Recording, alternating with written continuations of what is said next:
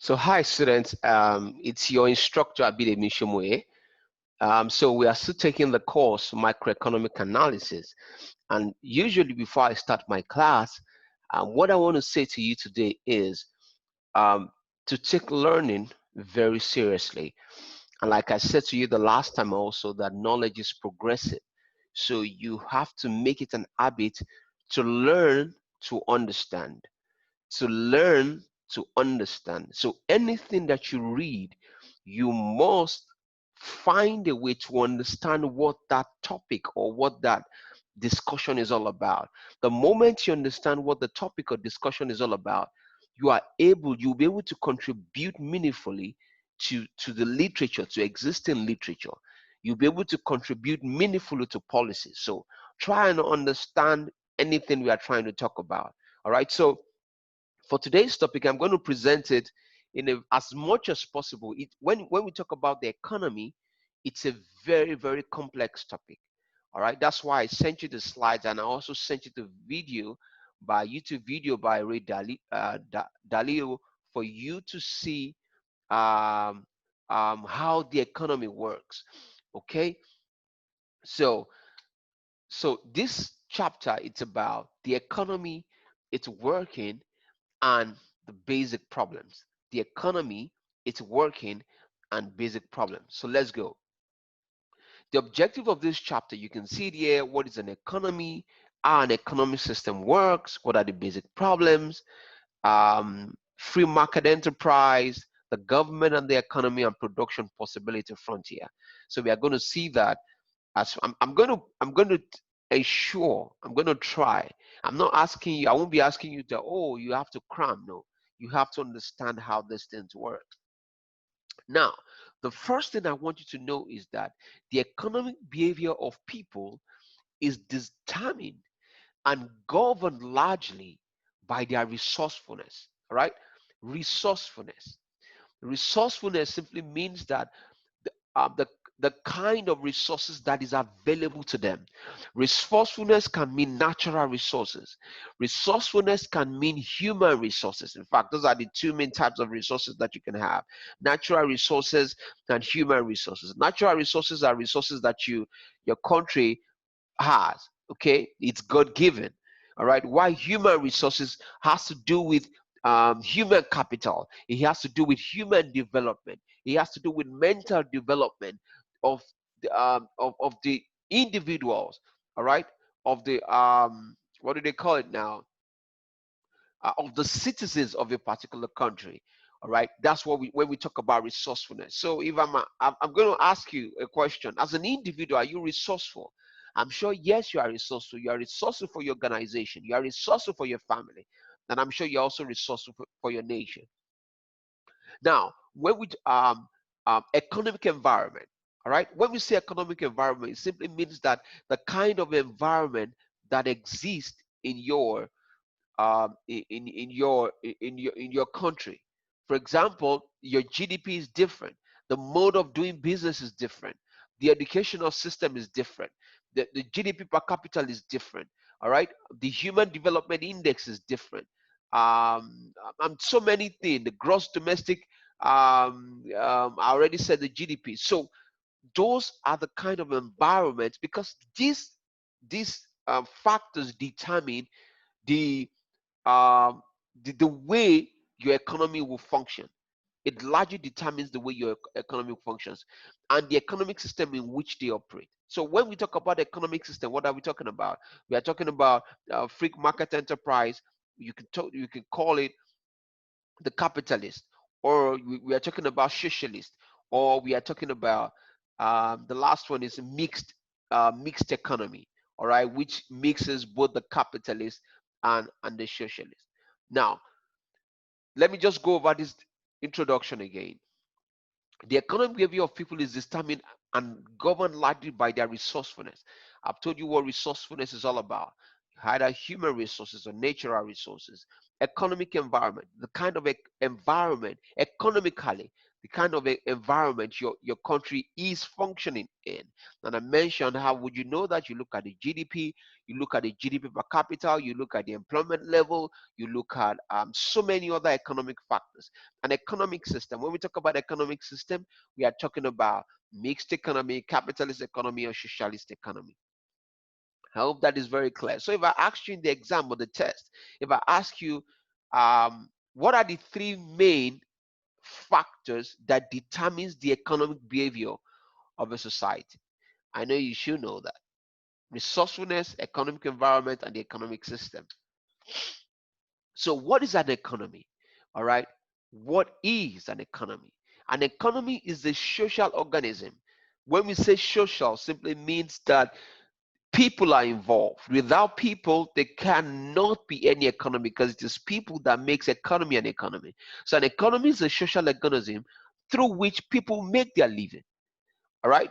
Interaction, buying and selling, producers and consumers exist in this exist in this economy. That's what makes the economic runs. All right.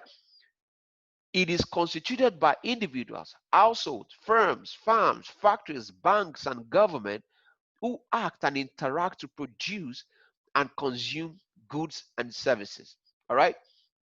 The interaction between buyers and consumers, buyers in bracket consumers, and sellers, also known as producers, create the market system.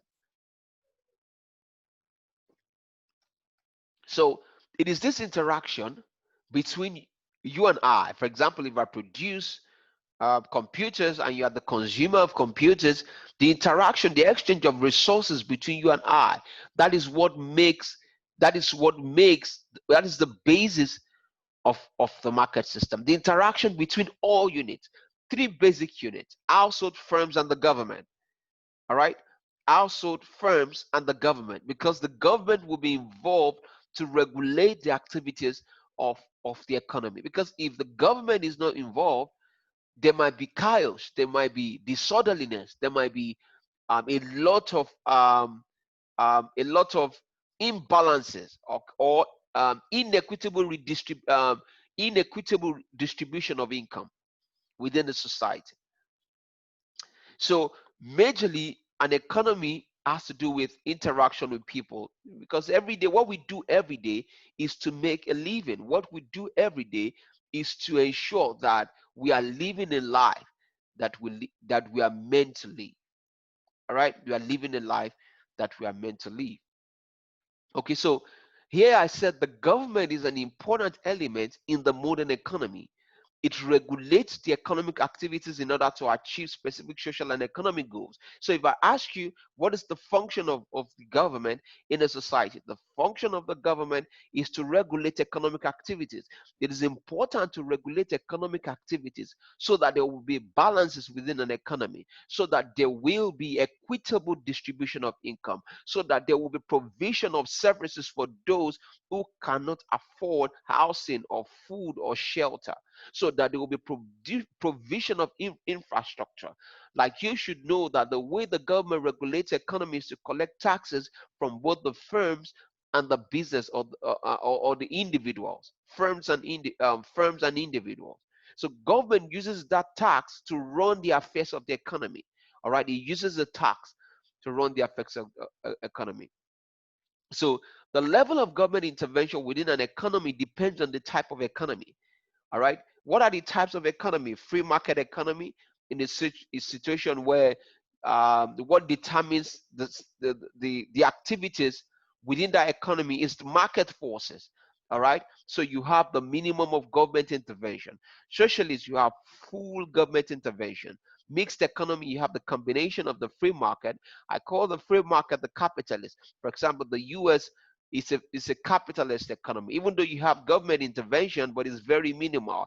The people that determine the strength of the American economy are the business people, are the entrepreneurs, are people like Bill Gates, are people like Jeff Bezos. All right, they are the one that determine the strength of that economy.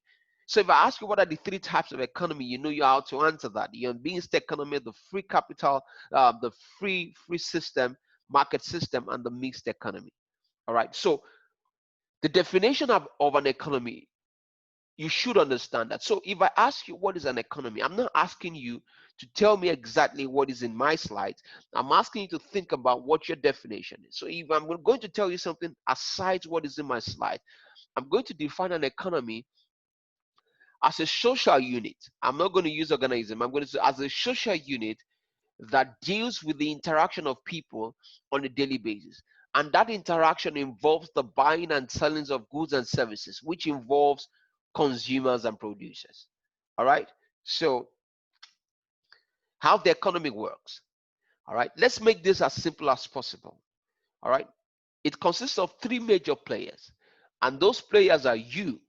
You are the household. You and I, we are the household. The business firms, all right, the business firms and the government. The business firm includes any business that you see around, all right, that they provide services to people. All right, those are the business firms and the government. So in any functioning economy, you must have those three basic units: household, business, and government. Household, business, firms, and government. Household, business, firms, and government. You must have those three elements within an economic system. So how does the economy works? What are the roles of the household? Number one, the household serves as suppliers of productive resources, land, labor, and capital. All right, they supply this because we are human and they have these resources at their disposal. It's because they perform two basic functions: to supply these productive resources for the business firms to make use of, and they also consume after the business firms are finished producing these goods and services. Is that clear? Is that very clear? So the household have two basic functions that they participate in.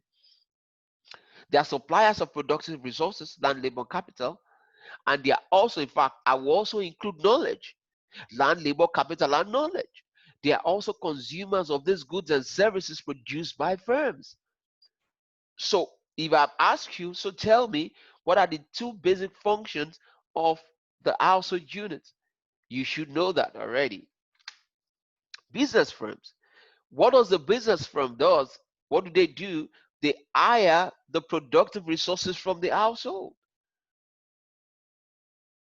and transform them into final goods and services and sell it back to the household units.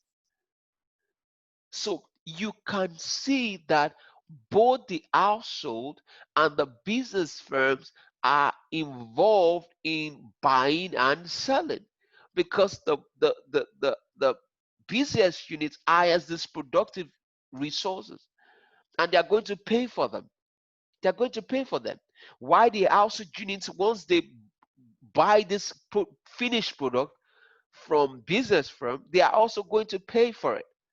They are going to pay for it. So household units and business firms. The government. How does the government work? The government collects taxes from both household and business firms. One of the reasons which is to have an equitable distribution of resources and to achieve other economic and social goals, which I've already mentioned before. So government collects taxes. There are different types of taxes. We are not covering that today. So those taxes are what that's what makes the government keeps functioning, because you need money, you need resources, enough resources to make an economy function properly. So if an economy is not functioning properly, it means that the government is not having enough resources coming into its economy, or it means that the government is borrowing so much in such a way that it does not have enough resources to pay back whatever resources is borrowing, because there are no inflows of revenues coming into the country. So let's look at this diagram. All that I've explained to you from the perspective of household, business firms, and the government, this is how it works. This is how it works. For example, let's use our annotation note. This is the household, right? This is the business firms. So look at this. I said, remember when I was defining the functions of the household, what they do is they provide productive resources, and it goes to what? It goes this way. It goes to the factor market. All right, this factor market, they are the producers.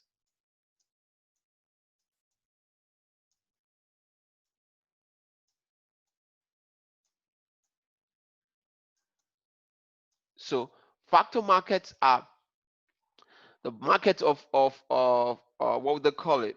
Land labor cap factors of production. Yes, it is the market of the factors of production.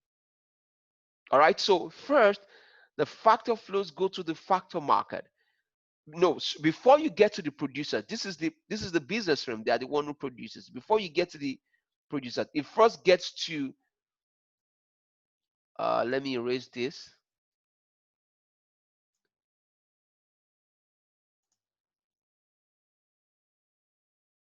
So before it gets to the business firms, the essence of this is to determine the factor price. It will determine what the business firms are going to pay for it. All right. For example, if I am supplying cups to you or pen, first it needs, last class I talked to you about determination of factor prices. All right. The prices needs to be determined of these. So where is determined, like I mentioned to you, is the factor market.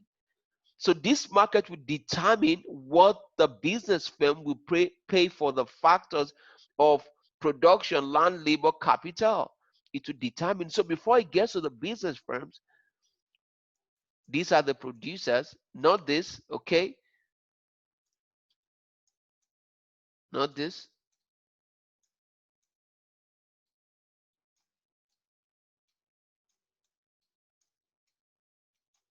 So it will determine the factor price that the business firm will pay for it. Okay, so after it has been determined, it goes to the business firms. This is it. Okay, now if this goes to the business firms, what happens? The business firms pays factor payments, and those factor payments includes wages, interest. So it goes back to determination of factor price and goes back to household. Now that is for this. This is the circle of this. But for business firms, after production of finished goods, what happens? They produce goods and services. The prices of those goods and services are determined, and it goes to the households.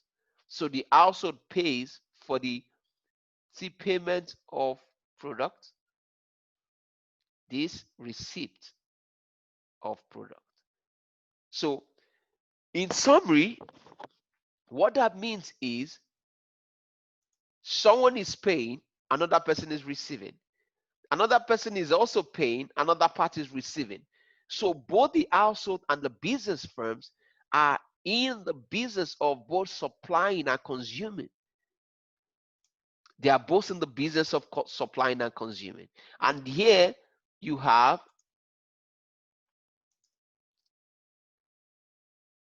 the government sector. So see, taxes, like I explained to you, taxes, transfer payments, all right, inform the government back to the household in form of transfer payment, here back in form of transfer payment. Okay, the government here back to the household in forms of wages and salaries, here back to the business firms in form of payments for purchase. All right, so it's a complex system, but one thing you must recognize is that both the households and the business firms are both in the business of supplying, and not necessarily for the business firm, not necessarily are they consuming what the household sends to them. They are using whatever resources that are being provided to them to produce finished goods. All right. So, but individuals or households are involved in the business of supplying and consuming, while business firms are into the they produce. They produce goods and services for finance consumption, and they sell those goods to the household. And the government is involved in collecting taxes in order to run the affairs of the economy. So if I ask you to draw this during your exam, you should be able to draw it. The major things you must take note of is these flows. In fact, they call it the circular flow of income. That's what it's called, because money is exchanging hands here. So let's go ahead. I hope it's clear. Let's go ahead. So what are the basic problems of an economy? The basic problems of an economy involves what to produce. And what to produce is a function of, it arises as a usual of scarcity. All right? When you have scarce resources, you'll be wondering, what do you want to produce? It also arises as a result of each goods and services produced does not, it does not produce the same utility, or consumers do not derive the same utility from the consumptions of those goods and services. All right? Consumers do not derive the same utility. So because consumers do not derive the same utility, there has to be a balance on the goods and services that has to be produced. But most importantly, the goods that they are going to produce are the goods that are going to satisfy people. There has to be the balance of the goods that will produce that will satisfy everyone, that will meet people at the different point of their needs. Okay, so if I ask you during the exam, what is the factor that determines what to produce? You know that it's as a result of scarcity and unequal utility derived from consuming different commodities. How to produce? Another factor that also determines how to produce is scarcity. Not also scarcity, you can also talk to be, it can also determine, what can also determine is the inadequacy in the production technique. All right, inadequacy or low level of production technique, or the choice of technique that to use, because whatever you are going to produce has to be able to affordable to people to consume. All right, because you are going to set the price. So scarcity also determines what to produce. Okay, for whom to produce. For whom to produce also has to do with who are the people who needs what we are to produce. You can't produce things when nobody needs it. As an entrepreneur or business person, or you render services to people, if people do not need your services, nobody, they're not going to buy your product. They're not going to buy your product. So you've got to find a way to ensure that whatever you're going to produce will meet people. It's called the demand pattern. It says this involves matching the production pattern with the demand pattern. It has to meet consumers. It has to meet consumers at the point of their need. It's very important. So problems in achieving growth, full employment, and stability. What is growth? Growth means that um, your economy is advancing economically. All right, an economy is advancing economically, and what that means is that it means that the economic factors such as gross domestic product, GDP per capita, the employment level is increasing. That means GDP is increasing, the GDP per capita is increasing. You also have what else do we have? The level of unemployment is reducing. Okay, what do we have? We also have that the fact that the economy is also in the production of goods and services. But when you talk about economic development, economic growth is an economic development.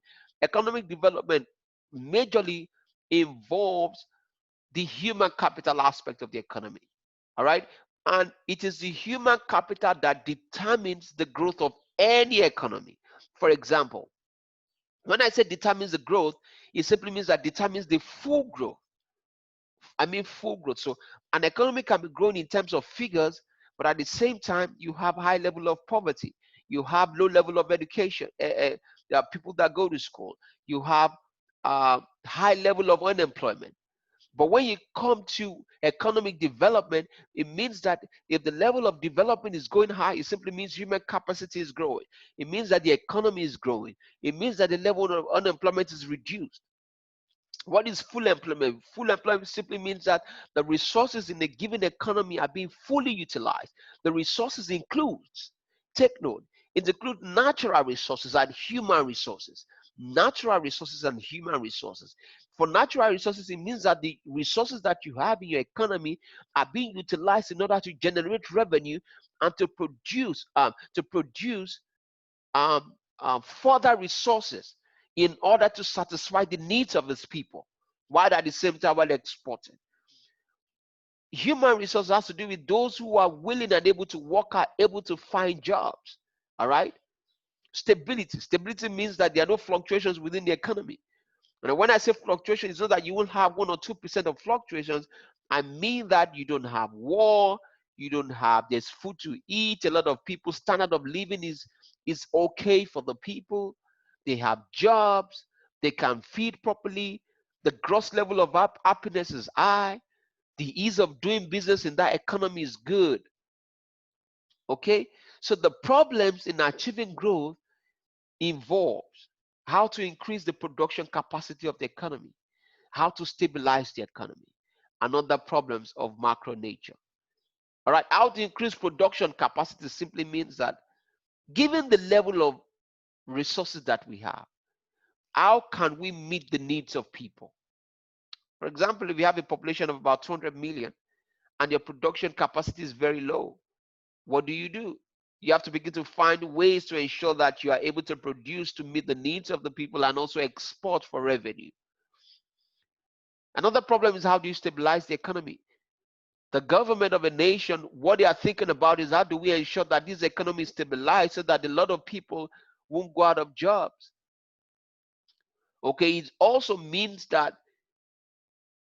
for stabilization to occur, guess some of the things that must happen. Also, there has to be good employment. There has to be good wages, or GDP per capita of the level of that economy must be high. Other problems of macro nature, unemployment level, problem of unemployment, problem of infrastructure, problem of wages, a lot. Problem of debt. Okay, you have a lot of problems within an economy. All right, so those are the problems in achieving full and economic, uh, full, full growth and employment and stability. So in the free market system, all right, I already talked about free market system where you have minimum government intervention. All right, when I ask what's a free market system is a system where you have minimum or minimal government intervention. The people running the affairs of the economy in terms of the free market are the capitalists, are the business people. You have a lot of them in the US. All right. So the essence of the free market system is that it should ensure that employment for those who are willing to work at a prevailing wage rate. Factor payment must be commensurate with their productivity. It simply means that once you are working, whatever you are being paid must be commensurate with what you are putting in the business or in the organization that you are working. Okay, optimal allocation of factors of production. Goods must go to consumer who derive the highest utility. So equitable distribution of resources. All right, equitable distribution of goods and services to those who derive the best utility from its consumption. 5, the goods must be produced by the most efficient producers. All right, those are the essences of free market system. And you look, for example, I use the US a lot because the top companies are in the US. Two countries are competing for companies, the US and China. You also have Germany there and all the parts of the world. But if you look at the 10 top companies in the world, you're going to find them in the US. So what are the drawbacks of the free market system? Perfect market conditions. All right. They want everything to be intact, but it's not possible. You also have a little bit glitches here and there. Each individual is the biggest judge of his own of his own interest, as you know, and that can lead to selfishness. People can be selfish. So someone can have $1 billion while someone might have $0. All right, that's the disadvantage of the market system. But I like capitalism is good if you know how to play your game well, without offending people, without offending the government. When I say offend, simply means without cheating. That's what I mean. Then you can play your card well. There's nothing wrong with doing well if you are able to learn, if you are able to master the system very well, and you use it for your advantage. It's good. So the essence of that is to make profit. All right. They tell you it's not profit that they want to give back to the system, but a lot of them is to make profit, and they're billionaires in dollars. Inadequate capital for public utilities. All right, because it is public, because the utilities are public in nature, not private.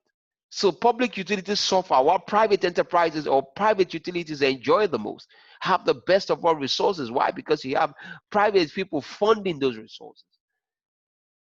So the existence of a perfect competition. So the government and the economy, all right? So you have the capitalists, you have the socialists, and the mixed economy. Like I explained, the capitalists has to do with individuals, entrepreneurs, that they want to run the affairs of the economy. When I say run the affairs, does not mean the government is not there or there are no controls by the government, but it's very minimal. For example, Facebook, Mark Zuckerberg. These people have more money than the government because the government is in debt. Bill Gates, Jeff Bezos, they have more money than the government. The government is in debt and they have a lot of money. So they are the one who determines the economic atmosphere, the business atmosphere in the US and particularly around the world, because anything they do also reflects on the world. Okay, socialist simply means that you have full government intervention. Full government intervention. A lot of countries around the world, some countries, not a lot, some countries are fully socialist in nature. The government is the highest employer of labor. So if the government is the highest employer of labor, it means that, for example, if that is 60%, it means that they are paying out on overhead expenses and salaries and wages. They are paying a huge amount every month.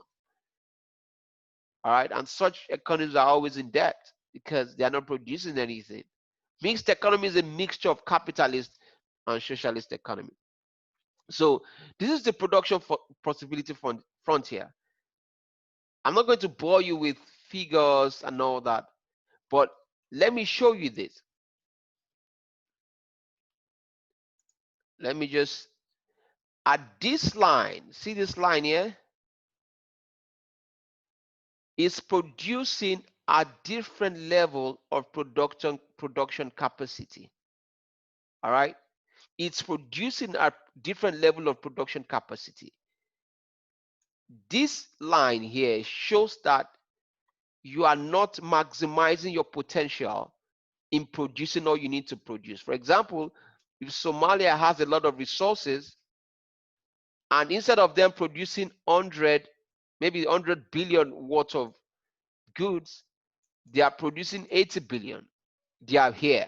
But if they can produce 100 billion and they are producing 100 billion, they are here. But this point shows that each country has the capacity to do more.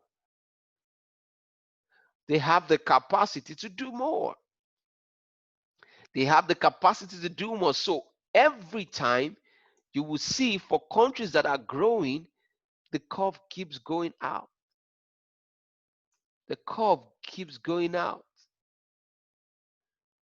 The curve, as it keeps going out, because you can never, as I usually say, you can never ever consume all your resources.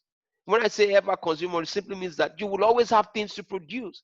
There will always be goals that wants to be reached, or more progress that needs to be produced, or more technology that needs to be put into the production capacity so as to produce more. So as the curve shifts outside, these keep shifting outside. For those who are into the production of goods and services, for those who are consistently maximizing their potential as an economy, but if you are not maximizing it, You're going to find yourself here. You're going to find yourself here. You're going to find yourself, you see yourself drawing backwards. I hope that is clear. I hope that is clear. Okay, I just explained that in simple terms for you. I just explained that to you in simple terms. 6, 5. Okay, so let's go. So review questions. What are the review questions that I have for you? It is which of the following is not true, and explain why. Scarcity is the cause of all economic problems. Market mechanisms can solve all problems. Consumer is sovereign in a socialist economy. Opportunity cost equal the cost of production. So you choose the one that is not true. All right, you choose the one that is not true and explain why. You choose the one that is not true. So this is the reference. And as usual, we've come to the end of the class. And the end of the class, I usually use this quote. The purpose of education extends beyond the development of skills we need for economic success. It can contribute to nation building and reconciliation. All right, so the essence why you study is to be able to prefer solutions to your economy and to the world at large. If you have any questions, let me know. And but just study it in simple terms. Just look at it from a simple perspective, just normal everyday living, and I'm sure you will find it very understanding. So if you have any questions, send me an email. The questions I put at the back, you're not to submit it, all right, except you just want to submit it for me to look at. But I'm going to be announcing, we are going to have a quiz, but I'm going to tell you when. All right, not yet, but I'm going to tell you when we are going to have it. All right, have a wonderful day. Good day. Bye.